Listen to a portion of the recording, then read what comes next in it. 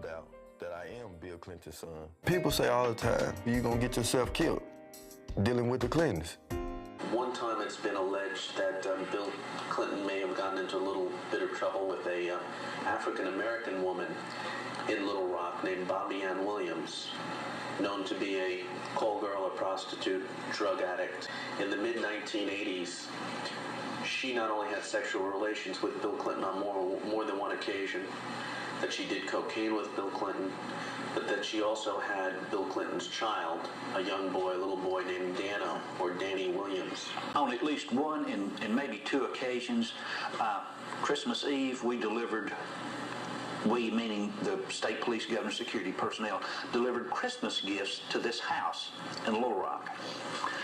And the house of Bobby Ann Williams, the prostitute. And this was on the orders of Governor Clinton? This was on the orders of Bill Clinton that we deliver these Christmas gifts to this residence. Weeks before Christmas, all these hundreds of gifts would start coming into the mansion, and we would log them in, and the routine would be for the Clintons sometime in the morning of Christmas Eve to open all the gifts. So you mean some of the gifts that were given to Bobby Ann's son were maybe intended for Chelsea, but she didn't want them, or that she didn't know about them? She didn't know about them, the Clintons, but they were wrapped up and given to other people, and some of those gifts we delivered to that residence. So what makes you more suspicious than about this? Either Bill Clinton was, or someone in his, one of his cabinet members. Someone was, if it wasn't Bill Clinton, it was someone that worked for him that was very, very concerned about these pictures of this young man. And the thing that makes it legitimate to me, being a policeman, knowing how the Arkansas State Police works, how Little Rock Police Department works, Little Rock Police Department would not call on a captain of the Arkansas State Police to assist him in an investigation if there wasn't something there. If I had the love and support of my father, I feel I would have had a better life.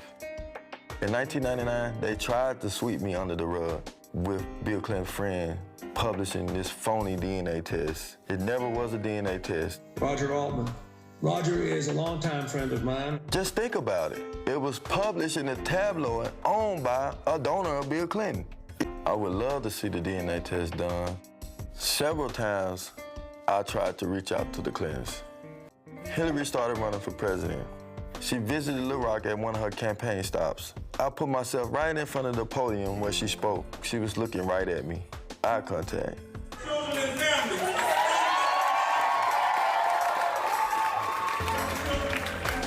In my heart, I was thinking she knew who I was. I was gonna introduce myself as Danny Williams, her husband's son, and her stepson. I had millions of questions to ask, why? We're going to do everything we can to make sure she has every opportunity. As soon as she spoke, she got out of there. I didn't get to talk to my stepmom. Recently, I've been telling my kids that their grandfather was the president of the United States. And they amazed by it. They like, no, is it for real? And I tell them, yes, that is my father. And I'm gonna make sure you get to meet him one day. Hillary, please do not deny I exist. I am your stepson. Chelsea is my sister, and Bill is my father. And I deserve the love that she has given Chelsea. No pushing or shoving. President Clinton. Do you have any pens in your hand? Thank you, Mr. Clinton. Mr. Clinton, would you like to make a comment to Danny Williams? Mr. Clinton. Hey, I don't want to hear any of that. Knock it off. Can we get any comment about anything like that, please? Stop. Hey, this is a monumental event for us. We don't want to hear it. Well, I know, but we got a lot of questions that aren't being answered. Thank you, President. In 1998, 99, as this was starting to come to head the first time, Bill Clinton passed the Deadbeat Dads law, which meant hypocrisy. Yes, sir. I've done my research on it, and to hear him stand up there and make that speech during that time, it was hurting me because, he made a deadbeat dead law, and he's a deadbeat dead. Right? Then he want to give men's felons, once they put on child support, if they leave the state, it's a felon charge. I mean, he seems a big felon to me.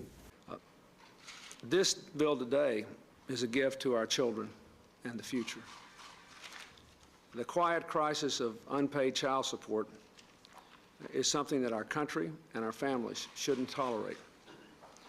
Our first responsibility, all of us, is to our children. And today, we all know that too many parents still walk away from that obligation. One of the main reasons single mothers go on welfare is that fathers have failed to meet their responsibilities to the children. Even when a family manages to stay out of poverty, a father's failure to pay child support puts mothers who are raising children by themselves under terrible pressure. A lot of women are forced to work 2 jobs, to work at night, or simply to worry sick about their children, either because they're away from them all the time or because they're with them but they don't have enough to support them. When fathers neglect support of their children, it aggravates all the other problems a family faces.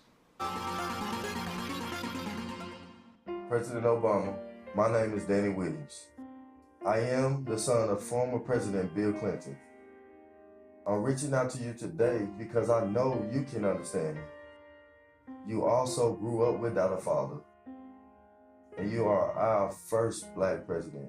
You have supported Black Lives Matter and My Brother's Keeper, so I know that you believe my life matters.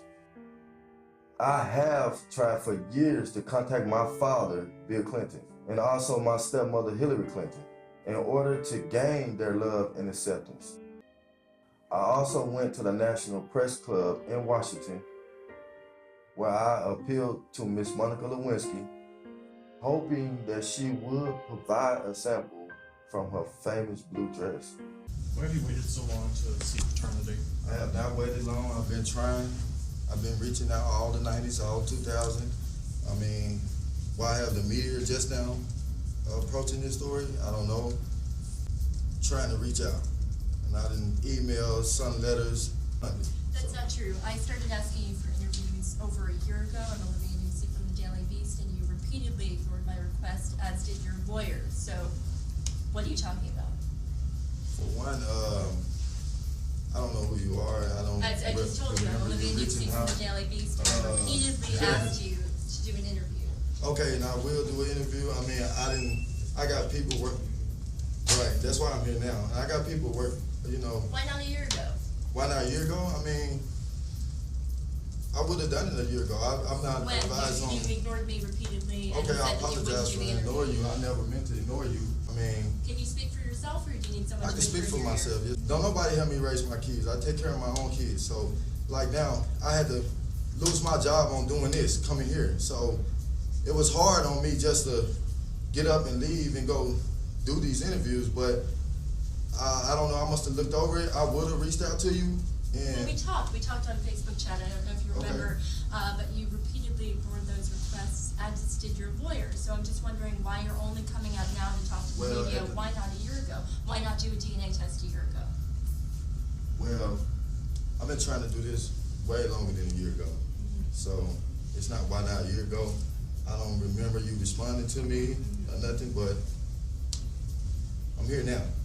You been in touch with the Trump campaign or any other Republican organizations about this? I don't know. I have not been in touch with no Trump campaign. No one of them. I come out on my own, and I've been trying to come out all my life. So